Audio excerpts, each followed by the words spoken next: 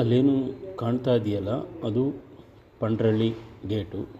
ಆ ಗೇಟು ಹೋಗುವಂಥ ಹಾರ್ಚು ಗೋಡೆ ಎಲ್ಲ ಚೂರು ಚೂರಾಗಿ ಕೆಳಗಿನ ಸ್ಥಳ ನೆಲದಲ್ಲಿರೋದಂಥ ಪೂರ್ತಿಯಾಗಿ ಹಾಳಾಗಿದೆ. ಅದು ಯಾವತ್ತಾದರೂ ಬೀಳ್ಬೋದು, ಸಾಧ್ಯತೆ ತುಂಬ ಇದೆ. ಆದರೆ ಅಲ್ಲಿ ಗ್ರಾಮಸ್ಥರು ಓಡಾಡೋದು ನಿಂತ್ಕೊಳ್ಳೋದು ಅವೆಲ್ಲ ಮಾಡ್ತಾ ಇರ್ತಾರೆ. ಆದರೆ ಅದು ಯಾರಿಗೂ ಗೊತ್ತಿದೆಯೋ ಗೊತ್ತಿಲ್ಲ. ಅಧಿಕಾರಿಗಳು ಅದನ್ನು ಗಮನಹರಿಸಿ ಅದನ್ನು ರಿಮೂವ್ ಮಾಡಬೇಕು.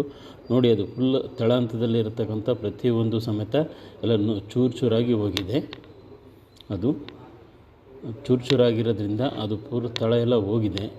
ಅದು ಯಾವತ್ತು ಬೇಕಾದರೂ ಬೀಳ್ಬೋದು. ಅದರಿಂದ ಅಧಿಕಾರಿಗಳು ಎಚ್ಚೆತ್ಕೋಬೇಕು. ನೋಡಿ ಎಷ್ಟು ಬಿರುಕು, ತುಂಬ ಲಾಸ್ಟ್ ಎಂಡಿಂಗ್ ರೆಡ್ಡು ಬಿರುಕು ಅದು. ನೋಡು, ಅಲ್ಲೊಬ್ಬ ವ್ಯಕ್ತಿ ಅದನ್ನು ಅಲ್ಲಾಡಿಸ್ತಾನೆ. ಅದು ಅಲ್ಲಾಡ್ತಾ ಇದೆ, ತುಂಬ ಶೇಕಾಗಿ.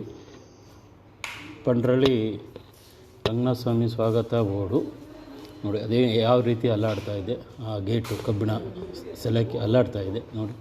ನೋಡಿ ಇದನ್ನು ಆದಷ್ಟು ಗ್ರಾಮ ಪಂಚಾಯತ್ ಸದಸ್ಯರು ಸರಿ ಮಾಡಬೇಕಾಗಿ ಗ್ರಾಮಸ್ಥರ ಒತ್ತಾಯ. Holalkere road, main road, NH13 ರಸ್ತೆಯಲ್ಲಿ ಅಟ್ಯಾಚ್ ಆಗಿರುವಂಥ ಪಂಡ್ರಳ್ಳಿ ಗ್ರಾಮ.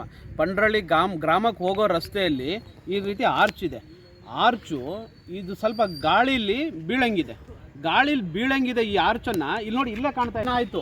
ಏನು ಮಾಡ್ತಾರೆ ಇವತ್ತಿನವರು? ಒಂದು ಗ್ರಾಮಗಳಿಗೆ PDO ಭೇಟಿ ಕೊಟ್ಟಿಲ್ಲ. ಗ್ರಾಮ ಪಂಚಾಯತಿ PDO, ಗೊಡಮನಾಳ್ ಗ್ರಾಮ ಪಂಚಾಯತಿ PDO ಭವಾನಿ ಅಂತೇಳಿ ಎಲ್ಲ ಬರೀ ಅವ್ಯವಹಾರಗಳು. ದುಡ್ಡೆಲ್ಲಿ ಸಿಗುತ್ತೋ ಅಲ್ಲಿ ಆಯಮ್ಮ ಹೋಗ್ತತ ಪಂಚಾಯತಿ, ಗ್ರಾಮ ಪಂಚಾಯತಿಗೆ ಹೋತು.